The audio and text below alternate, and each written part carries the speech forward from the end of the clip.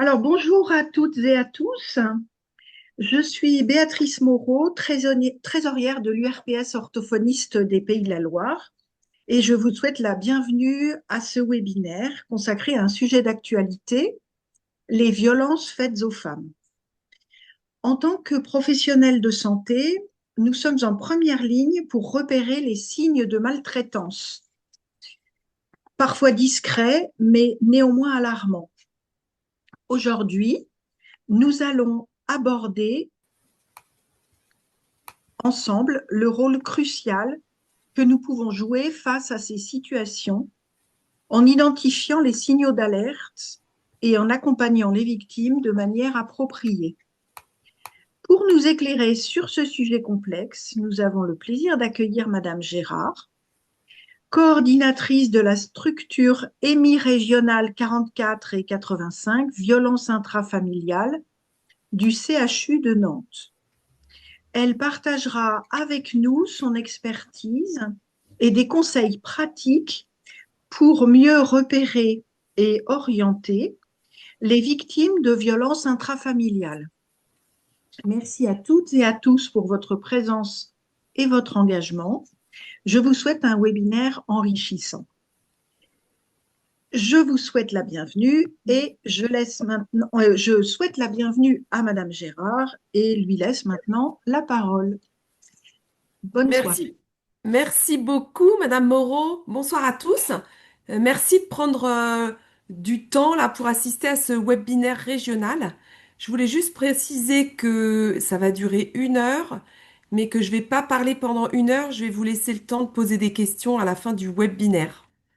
Voilà. L'objectif, effectivement, j'espère qu'il sera atteint de vous outiller pour la détection, la protection, la prise en charge des victimes de tout type de violences actuelles ou passées.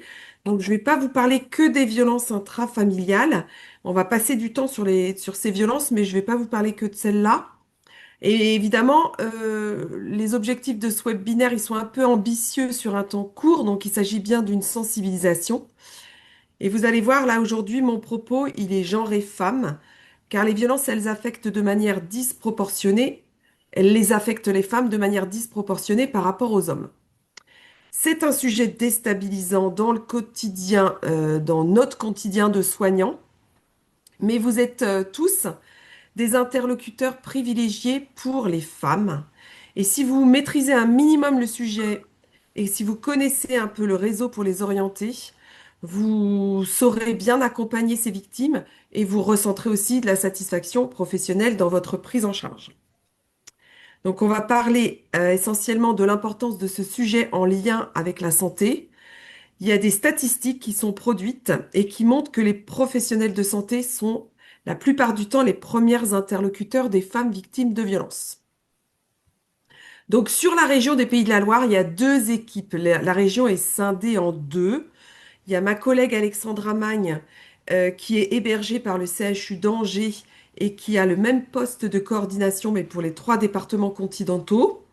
Et puis donc j'occupe, moi, cette fonction de coordinatrice auprès de vous tous, professionnels de santé, quel que soit votre mode d'exercice, pour vous aider à l'orientation, à un choix de décision, une décision par exemple par rapport à un signalement, etc.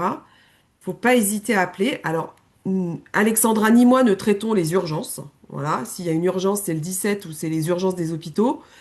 Mais nous pouvons vous répondre, vous pouvez nous contacter par mail. J'ai déjà eu quelques-uns de vos collègues qui l'ont fait, euh, qui demandaient par exemple aussi les contacts pour les enfants en danger. Enfin voilà, tout type de questions en lien avec les violences, il faut surtout pas hésiter à nous appeler.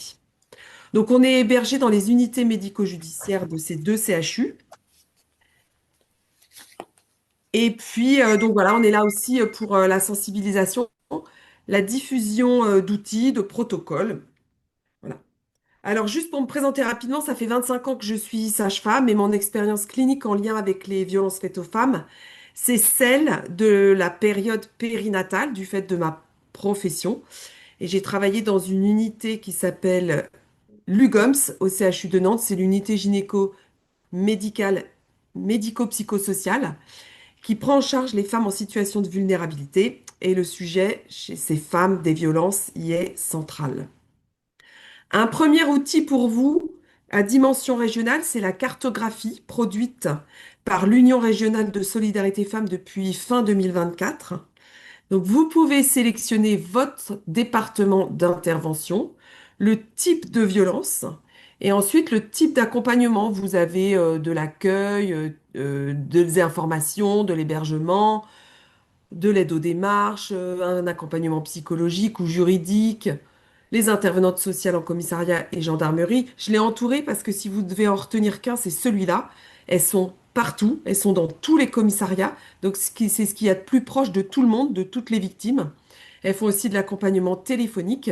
Et si vous cliquez là, votre département et ISCG, vous allez voir, elles se répartissent les territoires, elles sont partout. Si vous voulez une prise en charge médicale spécialisée pour les enfants, etc. Donc, quand vous avez la structure qui s'affiche sur la carte, vous avez toutes les informations de comment les contacter, à quelle heure c'est ouvert. Enfin, il y a tout. C'est très bien fait. Une définition quand même des violences, hein, qui est celle de 2014 du Conseil de l'Europe. C'est une violation des droits de l'homme, une discrimination à l'égard des femmes. Dans cette définition, c'est tous les actes de violence, y compris la menace de ces actes. Il s'agit de privation de liberté dans un contexte de domination masculine et de rapports historiquement inégaux. Et pour ce qui est des violences domestiques, les enfants sont des victimes directes. Un petit rappel de ces différentes formes de violence, sexuelle, verbale, économique, cyberviolence, psychologique, physique. Voilà, vous les avez de listés. Ce qu'il faut bien retenir, c'est que cette violence, elle fait mal, même quand il n'y a pas de coup. C'est aussi la violence, c'est aussi les menaces sur les enfants, quand il y en a, que c'est des violences intrafamiliales. Donc c'est la violence directe sur les enfants qui fait mal à la mère, par exemple, ou la menace de faire des violences sur les enfants qui fait mal à la mère. J'ai eu aussi des patientes qui racontaient que monsieur s'en prenait aux animaux domestiques, par exemple, qui appartiennent à madame. Voilà. Le but, c'est de casser les personnes. Et les violences, ça casse énormément les personnes.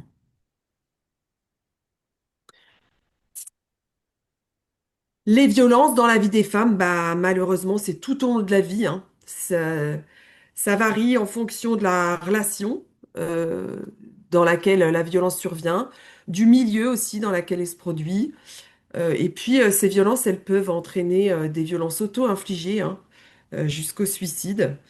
Voilà. On part chez ses parents, ouais. Non, on va. C'est bon? Je crois qu'il y a un micro qui était ouvert. Voilà. Rapidement, les chiffres des violences faites aux femmes. Donc ça, ce sont les éléments des victimes qui font appel à la justice. Faut savoir que pour les violences sexuelles, par exemple, il y a des estimations qui sont faites, hein, des enquêtes de victimologie, où les victimes femmes de violences sexuelles s'adresseraient à peu près que à 25% aux forces de sécurité. Pour les violences à l'intérieur du couple, c'est à peu près un peu moins de 20%. Donc nous, on est obligé d'accompagner, de travailler aussi et de protéger et d'orienter les femmes qui ne font pas appel à la justice. Donc vous voyez, en 2023, 271 000 femmes qui ont été enregistrées par les services de police pour des violences au sein du couple, un peu plus de 114 000 pour les violences sexuelles, et à l'intérieur de ce chiffre, 55% des victimes étaient mineures. En 2023, on a compté un peu différemment ce qui concernait les féminicides directs ou indirects, puisque 96 femmes, pardon, ont été tuées, 327 femmes, il y a eu une tentative de féminicide, et 773 se sont suicidés ou ont tenté de se suicider suite à du harcèlement du conjoint ex-conjoint. Donc après enquête, évidemment. Et là, on aboutit à un total de 3 femmes chaque jour qui sont victimes de féminicide direct ou indirect. Je fais juste une diapositive sur les violences faites aux mineurs parce qu'après, on va parler que des majeurs. Je rappelle que si vous recevez une mineure qui vous fait part de violences anciennes, le doute suffit par rapport à ces violences et on est tenu de rédiger une information préoccupante. Ça, finalement, ça, c'est un signalement administratif auprès du département. Par contre, si cette mineure, elle révèle des violences actuelles, quelles qu'elles soient, nous avons l'obligation du signalement qui là est judiciaire. N'hésitez pas pour ces deux situations à prendre avis auprès de nous, là, les équipes ressources, ou de la CRIP de votre département, de l'UAPED si vous en avez un, ou du département d'à côté auquel c'est rattaché, et de l'unité médico-judiciaire. Ça fait partie des missions des unités médico-judiciaires de répondre à vos questions. Donc elles sont dans nos salles d'attente, ces, ces victimes, elles sont en mauvaise santé. Voilà, il y avait une enquête qui avait été faite qui disait que 3 à 4 femmes sur 10 dans les salles d'attente des médecins généralistes pourraient être victimes de violences conjugales. Donc si elles sont chez eux, elles sont chez elles se répercutent chez les autres professionnels de santé. Je rappelle que en fait, il n'y a pas de frontières socio-démographiques qui préserveraient une certaine catégorie de femmes des violences. C'est tous les milieux, âges, cultures, religions qui sont concernés. Ce qui va changer pour ces femmes en fonction de leur statut, hein, socio-économique, c'est les moyens pour s'extraire de la situation. Ça, c'est une réalité sociale. Je vais pas avoir le temps, donc je vous recommande de consulter des publications qui parlent des conséquences psychotraumatiques des violences. Ça vous permettra d'expliquer les symptômes aux victimes. Les reviviscences, l'évitement, l'hypervigilance, les impacts sur le sommeil, l'humeur, la mémoire, la concentration, pourquoi parfois il y a des consommations de toxiques, les risques hétéroagressifs et auto-agressifs en fait. Tous ces symptômes qui font parfois dire aux victimes que j'ai l'impression d'être folle en fait. Elles disent ça. Donc ils sont très bien faits, hein, ces deux publications. Et vous pourrez aussi leur dire pourquoi leur réponse émotionnelle est adaptée et que finalement c'était la situation de violence qui n'était pas ou qui n'est, si c'est une violence actuelle, qui n'est pas normale. Nos enjeux, en fait, à nous les professionnels de santé, ce qui concerne les violences vécues dans la vie, c'est de les dépister pour les soigner. Et si ce sont des violences conjugales actuelles, c'est aussi pour les soigner, mais c'est surtout pour les protéger si besoin, en restant dans le cadre prévu par la loi. Donc il y a des signes, en fait. On peut avoir des éléments physiques, psychiques, comportementaux qui touchent la santé sexuelle et reproductive. Voilà, donc ça, il y a quand même un large panel de signes directs évocateurs des violences. On sait que les éléments de vie, ils impactent la biologie et la santé, et qu'il y a une incidence catastrophique sur cette santé. Le corps, il va parler des traumatismes subis et parfois impossibles à dire. Donc finalement, il y a un très grand nombre de tableaux cliniques qui doivent nous interpeller. Aujourd'hui, on a des publications qui montrent que ça peut provoquer certains cancers, de l'hypertension, du diabète, de l'endométriose, du lupus. Toutes ces maladies auto-immunes en lien avec les hormones de stress vont être soit initiées, soit aggravées par le fait d'avoir vécu de la violence ou de vivre dans un environnement violent. Il y a le fait aussi de vouloir s'auto-apaiser, donc elles vont boire, elles vont consommer des drogues, ces victimes, elles vont prendre des médicaments psychotropes à haute dose pour oublier, pour se shooter, et puis elles vont avoir des conduites à risque aussi pour retrouver un état de stress qu'elles se connaissent bien, mais en fait c'est aussi pour s'apaiser, en fait, ces conduites à risque. Voilà, j'ai fait une slide suivante pour les chirurgiens dentistes parce que votre spécialité est fait que, par exemple, bah oui, vous regardez à l'intérieur de la bouche et vous pouvez constater des plaies diverses, des fractures. une asymétrie du visage, des troubles de locution, des douleurs au niveau de l'articulation du cou ou de la mâchoire, une attitude trop résistante, docile, un refus d'ouvrir la bouche, et puis diverses réflexions en lien avec les violences subies. Attention, voilà, au retard de soins, aux plaintes répétées, aux consultations répétées. Même les violences anciennes, elles ont des conséquences à long terme sur la santé. Alors, la définition de la violence à l'intérieur du couple, elle est très précise. Déjà, qu'est-ce que c'est la configuration conjugale? C'est les couples qui cohabitent ou non, ceux qui sont mariés ou pas, les petits amis, petites amies, les relations épisodiques, le couple hétérosexuel, gay ou lesbien. En fait, c'est la relation d'intimité qui définit le couple. Ces violences, quand on dit de violence conjugale, c'est soit pendant la relation, soit au moment de la rupture, ou après, ou bien après la fin de cette relation. Mais à un moment donné, il y a eu un lien d'intimité entre les deux personnes qui constituaient ce couple.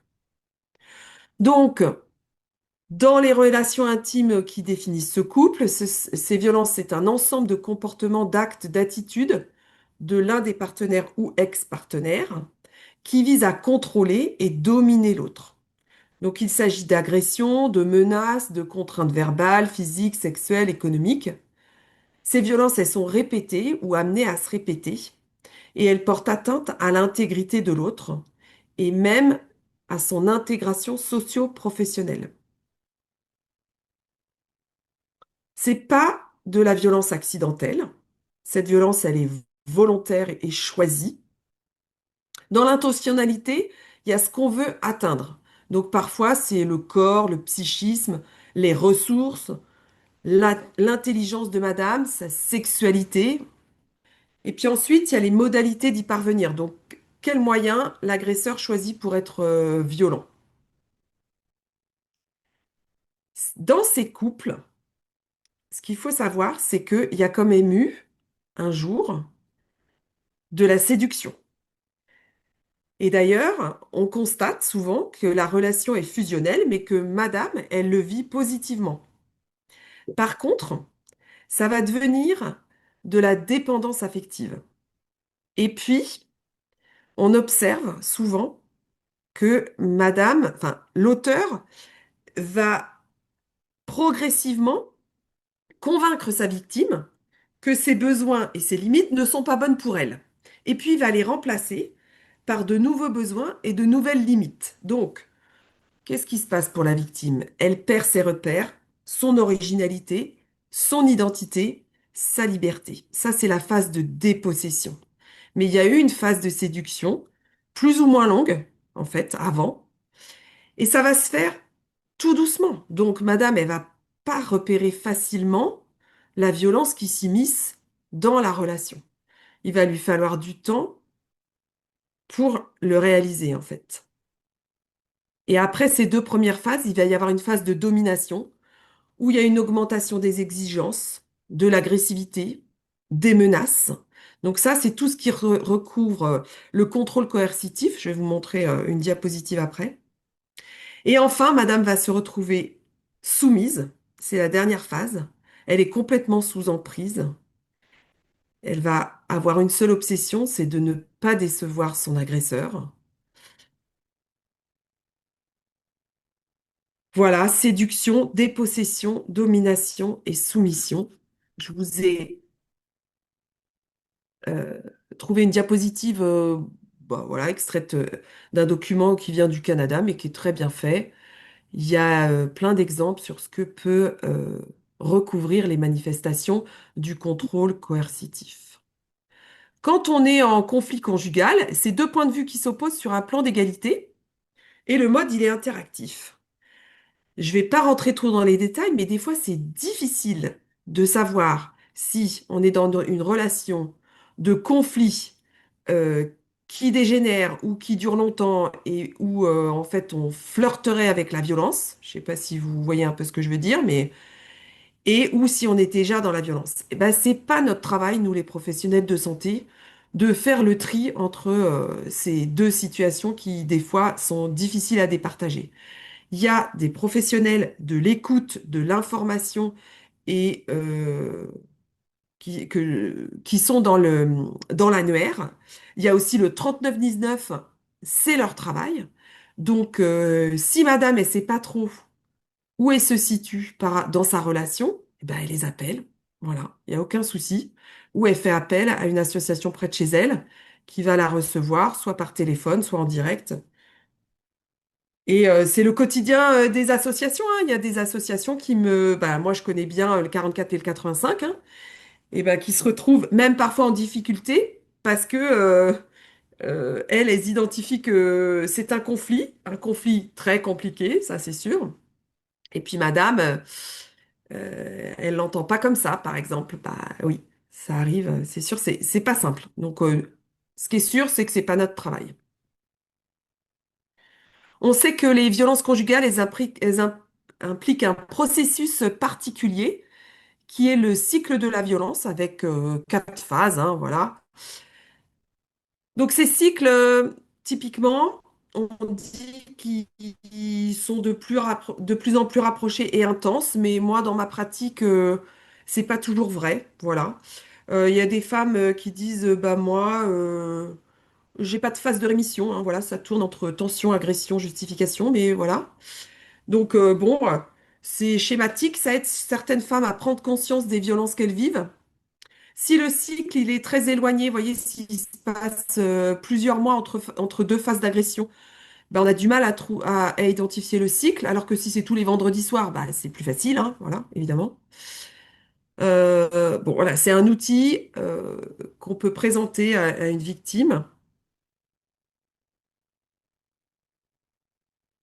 Deux moments particulièrement à risque d'apparition et d'aggravation des violences, c'est la grossesse. Beaucoup, beaucoup de violences pendant la grossesse, à partir de la moitié de la grossesse, c'est ce qu'on constate. La deuxième échographie, grosso modo.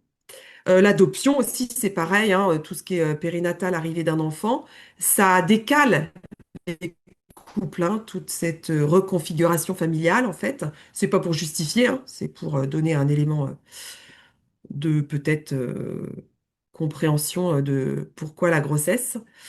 Et puis la rupture conjugale, les premiers temps après la séparation. Pensez aussi au déménagement, madame qui débarque, là, qui connaît absolument personne. Le deuil. Et puis ce qu'on appelle le love bombing. Vous savez, c'est mariage rapide, enfant rapide. Ça peut très très bien se passer, mais en fait, faut quand même y penser. On n'oublie pas les personnes en situation de handicap, les personnes âgées. En fait, toutes les personnes en situation de vulnérabilité, hein, qui ont des troubles psychiques ou du développement intellectuel. Plus on est vulnérable, plus on est susceptible de subir des violences. La violence, elle suscite euh, peur, honte, beaucoup de honte, beaucoup de culpabilité, perte d'estime de soi, voilà. Tout ça, ça plonge les victimes dans le silence. Et ce qui est très surprenant, c'est que en fait, elles vont subir les pires avanies, hein, pendant des années, mais elles vont quand même trouver des excuses à leur partenaire. Alors, il boit, il est au chômage, mais c'est vrai que parfois cet homme, il peut être aussi tellement gentil, comme au début, en fait, dans la phase de séduction. Et ça va être difficile pour les femmes, en tout cas au début, quand elles vont commencer à s'identifier victimes, ça va être difficile pour elles de projeter sur leur conjoint l'exclusivité de la responsabilité de la situation du couple. Parce que elles aiment cet homme encore la plupart du temps, celles qui sont encore en couple. Il y en a même qui se séparent, en fait, c'est-à-dire que se séparer n'empêche pas le sentiment amoureux, hein, d'accord? Voilà. Elles ont tolérer l'intolérable, elles sont restées trop longtemps, et donc elles ont aussi ces sentiments d'impuissance et de soumission qui vraiment les ont cassées complètement, en fait. Donc, quand vous êtes face à une victime, bah, n'attendez pas qu'elle soit vraiment déterminée et sans ambivalence. Dans cette problématique des violences à l'intérieur du couple, c'est très compliqué. Donc nous, notre objectif, c'est la santé. Que les couples se séparent ou non, que l'agresseur soit condamné ou pas, ça, c'est pas notre travail. Il y a d'autres institutions qui s'en occupent. Par contre, il faut normaliser ce sujet en lien avec la santé. Vous avez certainement d'autres sujets euh, désagréables avec vos patients. Et ben, ce sujet-là, il faut en faire un sujet désagréable comme les autres que vous avez déjà avec vos patients. Et par contre, vous n'allez pas tout faire, pas tout seul, ni tout de suite. Ça, les patientes, elles me disent que quand elles voient une affiche dans une structure, dans un cabinet, là, elles disent que ça leur donne un signal par rapport aux professionnels qui sont dans cette structure. Donc, je vous invite à afficher votre implication dans cette problématique. Vous avez un lien là sur Arrêtons les violences parce qu'il y a différentes affiches que vous pouvez imprimer. Vous n'avez pas besoin de les faire en très très grand. Un format A4, même en noir et blanc, ça fonctionne très bien. Voilà, puis vous pouvez les changer de temps en temps, comme ça on les voit mieux quand on les change. Et puis, pour ancrer le dépistage dans votre pratique, il y a un moyen mnémotechnique ABCDE qui a été produit par un médecin généraliste là, dans sa thèse. Et donc, A, c'est pour arriver dans la patientèle. B, c'est pour toute consultation en lien avec une grossesse, hein, désirée ou non. Donc, B pour bébé. C pour chronique, si vous avez une symptomatologie inexpliquée après un avis spécialisé. D, c'est tout ce qui est en lien avec les dépressions et les demandes de traitement. Et puis E, tous les signes évocateurs à votre appréciation. Donc voilà, bah, ça va faire beaucoup de femmes hein, quand même à interroger. Euh, voilà, mais peut-être qu'avec cette, euh, ce système ABCDE, vous allez l'ancrer dans votre pratique quotidienne. Et là, vous allez débuter votre dépistage, mais il faut que ce soit dans bonnes conditions. Donc, évidemment, sans conjoint, sans enfant. Alors peut-être le tout petit bébé qui dort dans sa nacelle, hein, vous n'allez pas le laisser dans la salle d'attente, ça j'entends bien, mais il faut pas de proche qui traduit. Si vous intervenez à domicile, il faut s'assurer vraiment que personne n'entende. Donc si c'est pas possible, en fait quand c'est pas possible, ce dépistage on le fait pas. C'est plus peut-être préjudiciable à madame qu'autre chose. Voilà, il faut un cadre rassurant de dépistage et une stricte confidentialité. Donc vous lui dites à madame, ici c'est confidentiel, voilà, on échange. Voilà. Vous rappellerez éventuellement que la loi interdit et condamne les violences. Par contre, à un certain moment, vous avez des obligations, donc ça faudra lui dire quand même. Et vos inquiétudes, elles sont centrées sur sa santé et celle de ses enfants. Voilà. Euh, Juste, c'est vrai que moi, il y a plusieurs fois où j'avais des patientes très résistantes hein, ou qui revenaient sur leur déclaration des consultations précédentes en disant que non, non, en fait, tout allait bien. Enfin, voilà. Moi, je partageais toujours mes inquiétudes. Voilà. La santé qui se dégrade, les rendez-vous pour le même symptôme, les enfants qui sont en souffrance. Voilà. Ça, je dis. Je me centrais sur comment elle va et ce qui se passe dans sa vie. En fait, j'ai pas de questions qui commencent par pourquoi, en fait. Pourquoi elle en est arrivée là. Bon, moi, j'évitais au maximum les questions commençant par pourquoi. J'ai appris à respecter la temporalité de ses victimes, hein, qui n'était jamais la mienne, hein, ça allait toujours trop lentement, évidemment. Mais si je la respectais pas, ça fonctionnait pas. Je me suis fait avoir en voulant aller trop vite avec certaines patientes. Et puis, c'est vrai que vous verrez que il faut surtout pas dire grand-chose, beaucoup écouter, demander parfois de reformuler. Est-ce que je peux vous demander de me préciser un certain nombre de choses? Et pendant que vous écoutez madame, elle va beaucoup vous observer parce que euh, elles me l'ont dit il y a certaines patientes qui me disaient, par exemple, bah, moi j'ai essayé d'en parler à tel type de professionnel et j'ai vu que je pouvais pas, j'ai bien senti, enfin voilà, que c'était pas un sujet que je pouvais aborder. En fait, elles nous observent beaucoup en train de les écouter. Et la dernière chose, c'est que bah, vous pouvez avoir un vrai yo-yo émotionnel pendant l'échange. Une patiente qui s'effondre, vous avez même pas fini de poser votre question, qu'elle est complètement effondrée devant vous. Donc voilà, c'est quand même ça, les victimes de violences qu'on accueille. Donc la question, ben, c'est la vôtre, hein, il faut la trouver, votre formulation pour interroger les victimes. Mais vous allez voir que plus vous la posez, plus vous allez être à l'aise. Et plus vous allez la poser de manière décontractée. Et puis vous allez avoir des réponses positives. Et les femmes, elles vont vous remercier de poser cette question, même celles qui subissent pas de violence. Ça, c'est sûr. Comment ça se passe chez vous, madame? C'est quoi votre climat au quotidien, au travail, à la maison? Est-ce que vous vous sentez respecté? Le manque de respect, c'est le premier signe de la violence psychologique. Est-ce que vous êtes choyé dans votre quotidien pour celles qui connaissent ce vocabulaire? Puis sinon, on explicite, voilà. Pour l'instant, j'ai pas dit violence, hein. Et puis, j'observe. Voilà, j'observais des femmes enceintes particulièrement tristes. Est-ce que vous vivez, madame, des choses difficiles en ce moment? Est-ce que c'est directement ou via les réseaux sociaux parfois, hein? J'avais des très jeunes femmes dans ma patientèle. Et puis, à l'ouverture d'un dossier, ben, je me permets de demander comment s'est passée votre enfance, votre adolescence, votre entrée dans la sexualité, vos vies amoureuses, hein, si vous en avez eu d'autres, et votre vie conjugale actuelle. Et puis là, à un moment donné, je vais peut-être poser la question si de la violence, quoi, directement, hein, et nommer différents types de violences. Est-ce que je peux vous... Alors, on peut l'aborder comme ça. Est-ce que je peux vous demander, madame, si vous avez déjà subi des violences?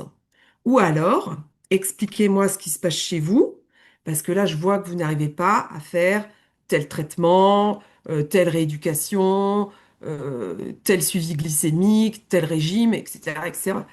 Est-ce que je peux vous demander si c'est en lien avec ce qui se passe chez vous, hein?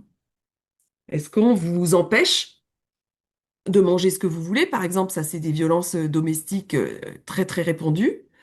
Est-ce qu'on vous a confisqué votre traitement? Voilà, on vous a puni, on vous a dit, bon, bah voilà, je confisque le traitement. Est-ce qu'on vous a cassé votre appareil à glycémie? Parce que ça aussi, ça se voit. Et jusqu'où on va quand on pose des questions? Une fois que madame a répondu oui sur les violences à l'intérieur de sa famille, là, de couple, est-ce que vous avez peur, en fait, de votre conjoint? Et est-ce que vous avez peur que monsieur y fasse du mal à vos enfants? Voilà, je pense qu'il faut aller jusque-là quand on interroge les victimes. Et puis parfois, on va voir clairement des femmes dans l'évitement qui vont être silencieuses, enfin même qui vont plus pouvoir parler, en fait, quand on aborde cette question. C'est trop difficile pour elles, c'est peut-être pas le moment. Donc, les messages, c'est que on est là, on peut les aider. Ce sujet, il est extrêmement difficile et douloureux, mais que ça a un impact sur la santé, d'où le fait qu'on pose la question là dans un cadre soignant.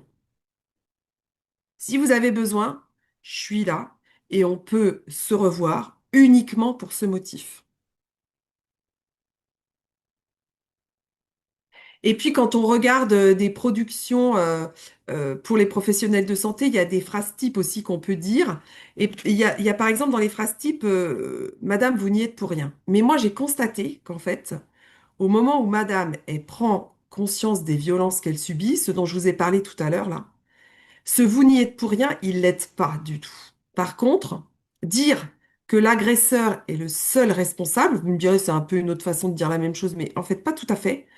que rien ne justifie les violences et que la violence, elle appartient à celui qui la produit, ça peut déjà faire un petit chemin chez madame et un peu plus tard, on pourra, une fois qu'elle aura bien identifié les stratégies de l'agresseur, comment c'est arrivé dans son couple, enfin, etc. Là, on pourra lui dire, madame, vous y êtes pour rien. Voilà, c'était pas vous, c'était pas du tout. Voilà, ça appartient à l'agresseur, c'est le seul responsable. Par contre, je peux pas rester seule. Moi, je suis jamais restée seule avec des informations de violence. Alors évidemment, c'était facile hein, dans un service à l'hôpital. J'ai psychologue, assistante sociale de l'autre côté du couloir.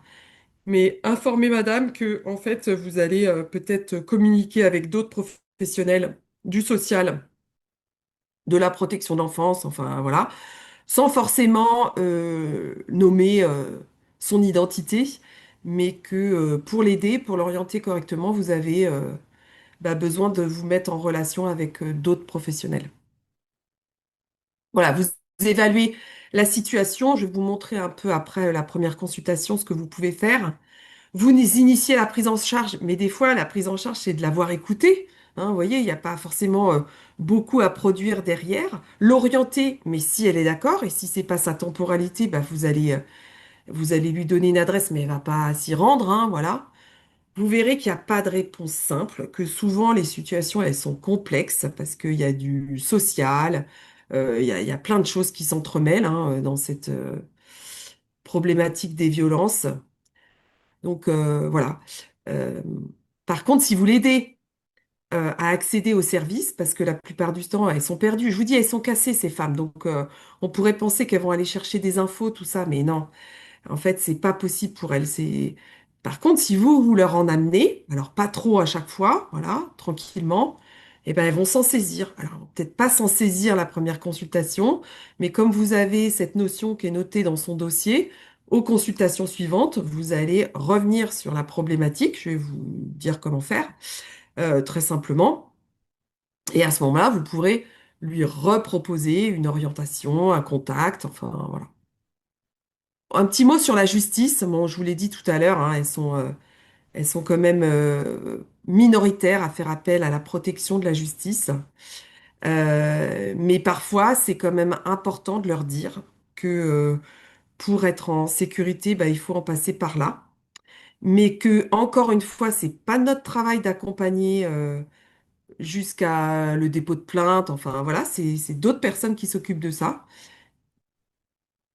Donc, votre première consultation, vous allez évaluer les symptômes post-traumatiques ou traumatiques actuels hein, et leurs impacts sur son sommeil, son alimentation, son humeur, sa mémoire, sa concentration, sa productivité au travail, si elle travaille, enfin voilà, tout ça. Sa disponibilité auprès de ses enfants, voilà. Euh, et puis, vous évaluez si elle consomme des substances psychoactives, son risque euh, auto-agressif et hétéro-agressif aussi, hein, on ne fait pas justice soi-même, donc il faut quand même le rappeler, ça. Euh, Évaluer le danger pour madame et ses enfants. Et puis, vous pouvez faire une évaluation succincte, mais peut-être que vous savez déjà, est-ce que madame a un travail, la possibilité de se réfugier dans la famille, ou est-ce qu'elle est totalement isolée et puis sans emploi, ou vous êtes dans une zone rurale et puis elle a pas de moyens de transport, vous voyez, c'est pas la même chose. Cette évaluation, vous pouvez la déléguer si madame est d'accord. Vous lui demandez s'il y a déjà des choses en place et puis ses besoins. Et puis des fois, il n'y a rien qui est en place et puis madame n'exprime pas de besoin. Voilà. C'est la réalité de cette prise en charge, quoi, en fait. Et après, vous allez faire le point sur l'actualité. Comment ça se passe actuellement, madame, chez vous, par exemple, si elle est toujours en couple, en fait, hein, avec monsieur, et puis l'évolution de ses symptômes.